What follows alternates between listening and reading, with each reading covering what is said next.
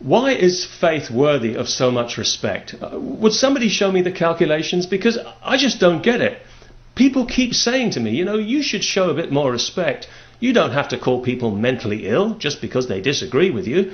Well, it's not because they disagree with me that I call them mentally ill. It's because of what they believe about reality and, more importantly, what they want to do with those beliefs.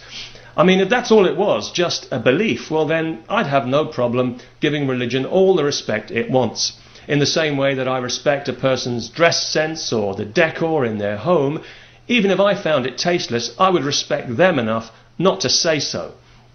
But religion is more than just a belief. Religion wants to impose a universal morality, which is why it has always attracted the kind of person who thinks other people's private lives are their business. And giving respect to this mentality is exactly what's got us into the mess that we're in. We've given religion ideas above its station, and we've persuaded it that it's something it's not, when the truth is that faith is nothing more than the deliberate suspension of disbelief.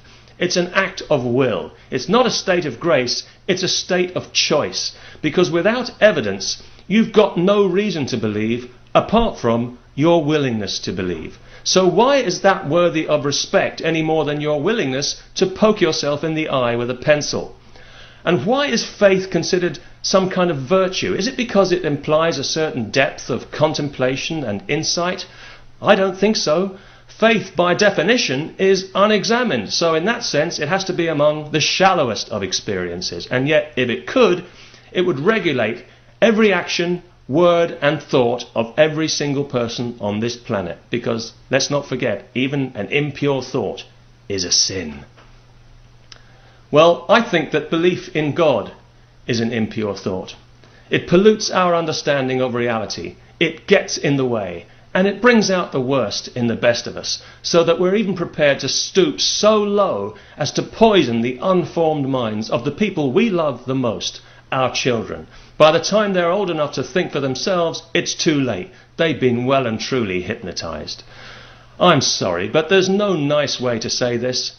If you fill your child's mind with images of Satan and the horrors of hellfire, you're a sick individual, and you are mentally ill. And the only reason you don't know this is because you've been indulged for far too long by people and institutions that really ought to know better.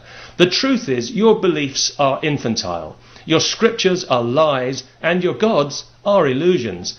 And I can say that with all due respect, because no respect is actually due.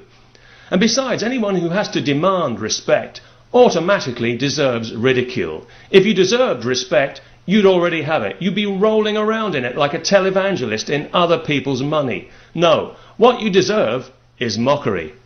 But I'm a reasonable person, and I want to make an effort, so I'll tell you what I'll do.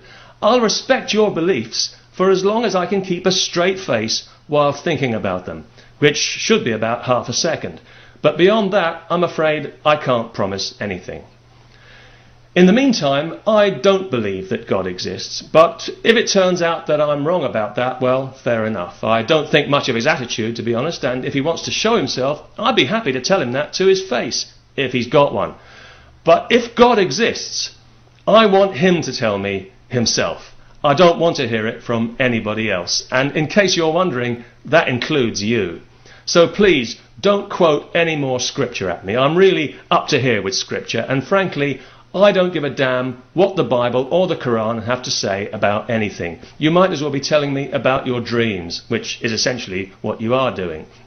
I mean, I can understand why people are drawn to scripture and to religion, because it's so easy and convenient. It's all laid out for you. All the thinking you'll ever need has already been done. You don't have to lift a single brain cell. That's so convenient, it's almost modern. But what you've got to realize is that believing a thing, no matter how strongly, doesn't necessarily make it real. I mean, you could be hypnotized into believing that you're a chicken, but you can't reasonably expect other people to share that belief, at least until they see a few eggs. And that's the bottom line here, evidence. If you show me a few eggs, then I will believe that you are a chicken, or a Christian, or a Muslim, or whatever the hell it is that you think you are. But until then, please don't tell me not to mock your beliefs. That's like telling me not to laugh at your toupee. It just makes the damn thing even more ridiculous. Peace to everyone, and may you get all the respect that you deserve.